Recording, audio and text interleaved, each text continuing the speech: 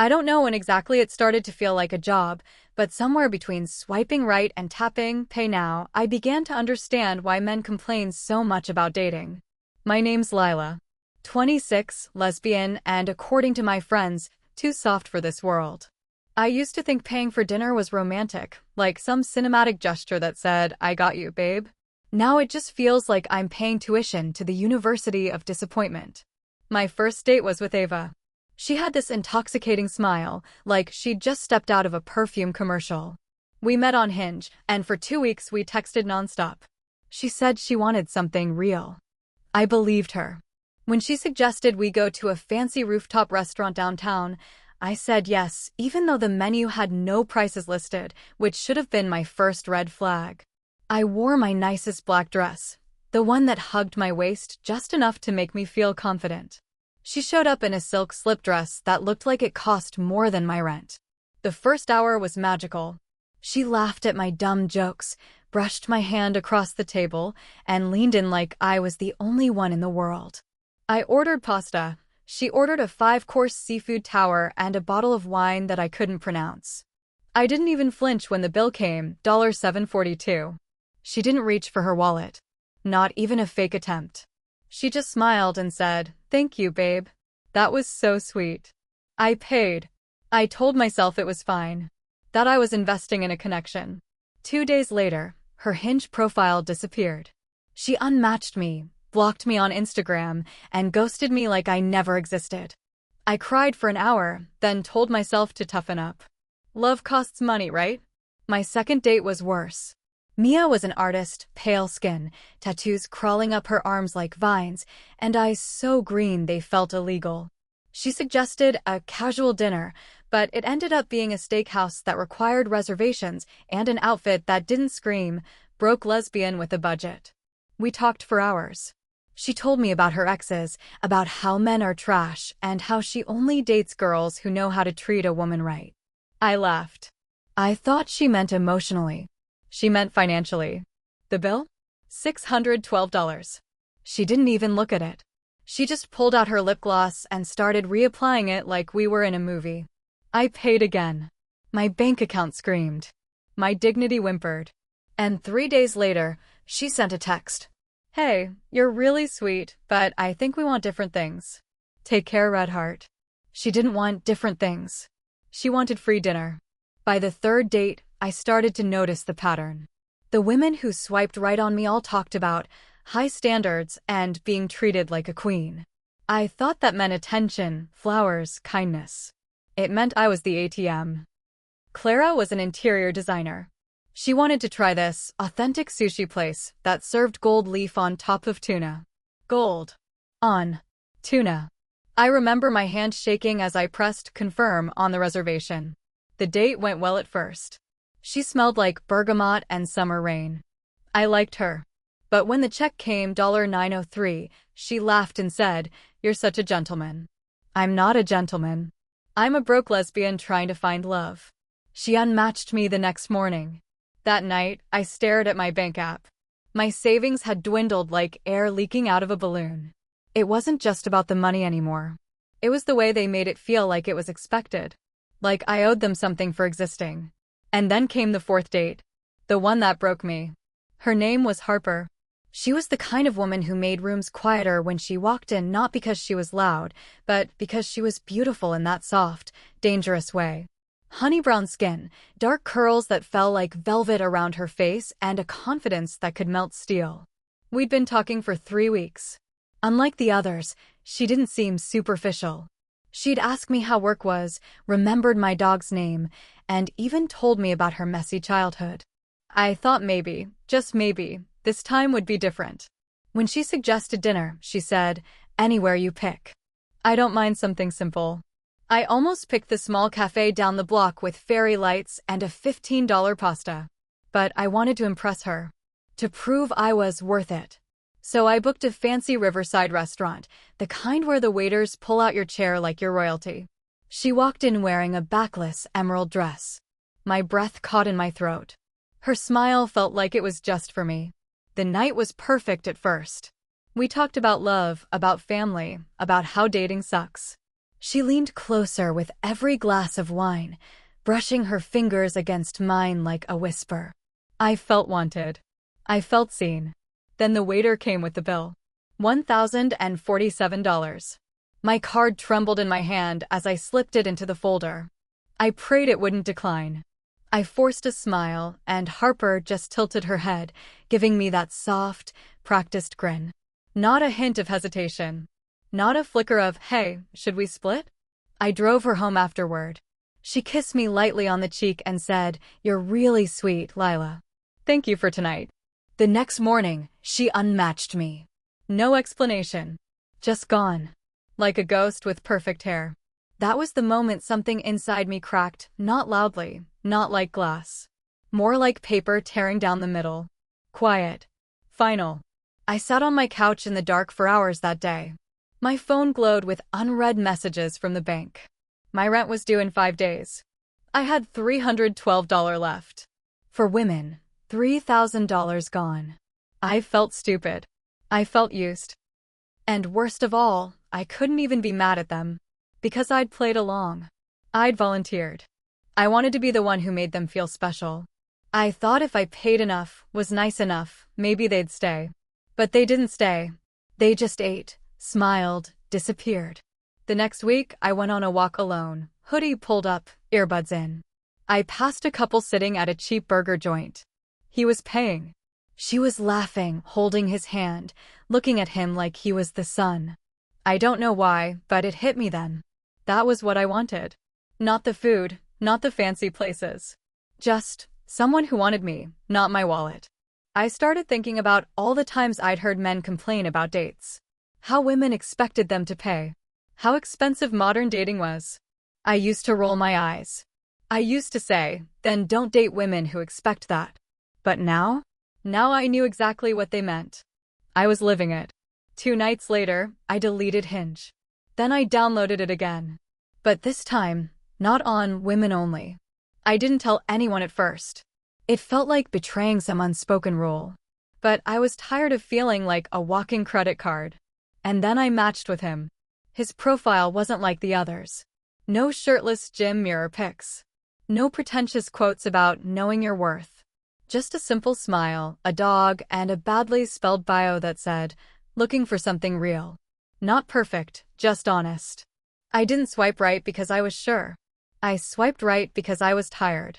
And when he matched with me a few hours later, I stared at the notification longer than I'd like to admit. Our first conversation wasn't fireworks. It was clumsy and a little awkward. He told me he liked hiking. I told him I liked avoiding hiking. He laughed. It wasn't the smooth, performative laugh I was used to hearing from women. It was genuine, messy, unpolished, real. 3 days later, he asked me out. Nothing fancy, he said. Just pizza and maybe a walk if you're up for it. My stomach twisted. I almost said no. I told myself I was still gay. That I was just experimenting. But the truth was, I was curious. Not about men in general, about him. The pizza place was small, warm, and smelled like heaven. He wore a flannel shirt and smelled faintly of soap. When the check came, my muscles instinctively tightened. My hand went for my purse before my brain could process it. But he beat me to it. "I got it," he said simply, sliding his card onto the tray without making a scene. No expectation. No bragging. Just paying. Something in me stirred. Not attraction, exactly, not yet. Just a quiet, unsettling awareness. I'd never had someone do that for me before without hesitation. As we walked afterward, he asked about my job, my dreams, my favorite songs. He didn't try to impress me. He just listened.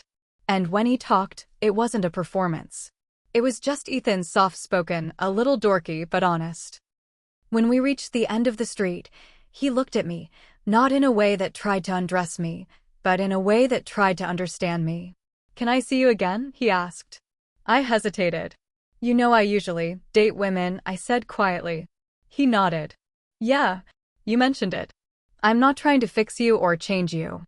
I just like talking to you." I didn't know how to respond to that. No smooth line. No expectations. Just sincerity.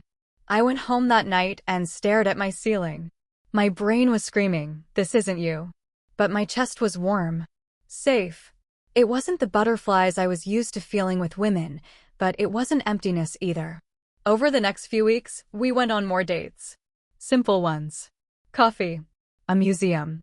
A walk at the lake. And every time, he paid, not because I couldn't, but because he wanted to. And for the first time in a long time, I didn't feel like a provider. I felt like a person. I started remembering every night I'd stayed up calculating how much I could afford to lose on another date with another woman who didn't care. I started remembering how heavy it felt. How alone I felt walking home afterward. Ethan wasn't magic. But he was consistent. And that terrified me. Because if I admitted I liked him, really liked him, what did that say about everything I'd built my identity around? The night it all snapped into focus was a rainy Friday. We were sitting in his car, fogged windows, the sound of raindrops pattering like a soft drumbeat. He'd just picked me up from work because my umbrella broke and I was soaked. He turned down the music and said quietly, "You don't have to keep waiting for the world to love you the way you've been taught it should." I stared at him, water dripping from my hair, heart pounding. Something broke open inside me. I don't know why that sentence hit me the way it did. Maybe because no one had ever said something like that to me without trying to fix me.